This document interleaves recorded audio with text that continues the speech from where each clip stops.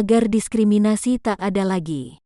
Tahun 1992, untuk pertama kalinya, Indonesia meraih medali emas pada perhelatan olahraga terbesar dunia, Olimpiade. Momen 4 tahunan yang ketika itu diselenggarakan di Barcelona, Spanyol, benar-benar membuat seluruh bangsa Indonesia berbangga. Kontingen Indonesia tidak hanya mendapatkan 1, tetapi 2 medali emas. Sepasang medali emas itu disumbangkan oleh atlet dari cabang badminton yang memang menjadi andalan. Kelak, kedua penyumbang medali emas itu menjadi pasangan suami istri.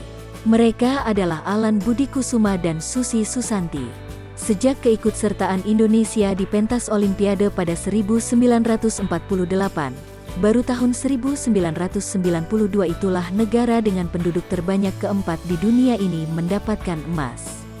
Namun, ada kisah tidak mengenakan yang diterima oleh Susi dan Alan pada masa-masa itu, bahkan mungkin hingga sesaat setelah reformasi. Sebagai warga keturunan Tionghoa, keduanya pernah mengalami masa sulit berkaitan dengan dokumen Surat Bukti Kewarganegaraan Republik Indonesia disingkat SBKRI. Dengan menunjukkan SBKRI, itu artinya, mereka seperti orang asing yang datang ke Indonesia dan akan menjalankan naturalisasi. Setiap warga Tionghoa disyaratkan harus memiliki SBKRI untuk mengurus segala jenis dokumen. SBKRI menjadi dokumen penting, terutama bagi etnis Tionghoa, karena dengan itulah mereka baru bisa mengurus paspor dan bukti kewarganegaraan lainnya.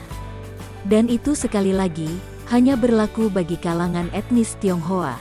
Ini artinya bahwa sudah saatnya memutus lingkaran setan perilaku diskriminatif ini. Jadi akar persoalan tentang diskriminasi ini adalah SBKRI. Tak heran ketika muncul peraturan yang esensinya menjelaskan bahwa berbagai kepentingan yang memerlukan bukti kewarganegaraan, cukup menggunakan KTP, kartu keluarga, atau akta kelahiran. Ekspektasi akan hilangnya diskriminasi itu muncul ke permukaan.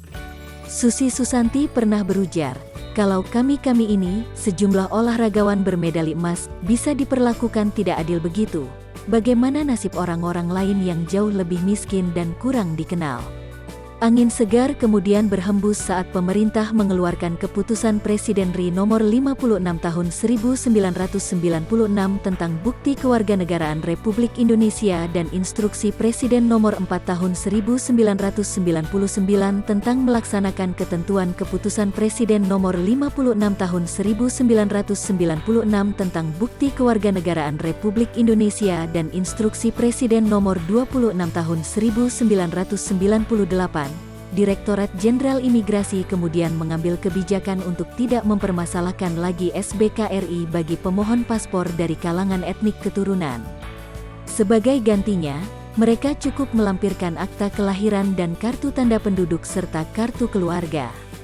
Sekarang, fasilitasi terhadap kelompok Tionghoa sudah jauh lebih baik.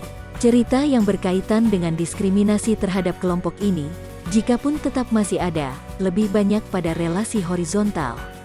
Reformasi birokrasi dan komitmen pemerintah jauh untuk memenuhi hak warga negaranya tanpa pandang bulu menjadi salah satu cara menghilangkan diskriminasi.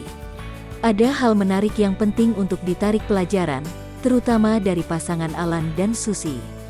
Betapapun persoalan mendera, tetapi mereka tak pernah luntur semangat nasionalisme. Mereka tidak berpikir untuk berpindah kewarganegaraan misalnya. Cara terbaik seperti yang ditunjukkan keduanya adalah menunjukkan prestasi pada bidangnya masing-masing.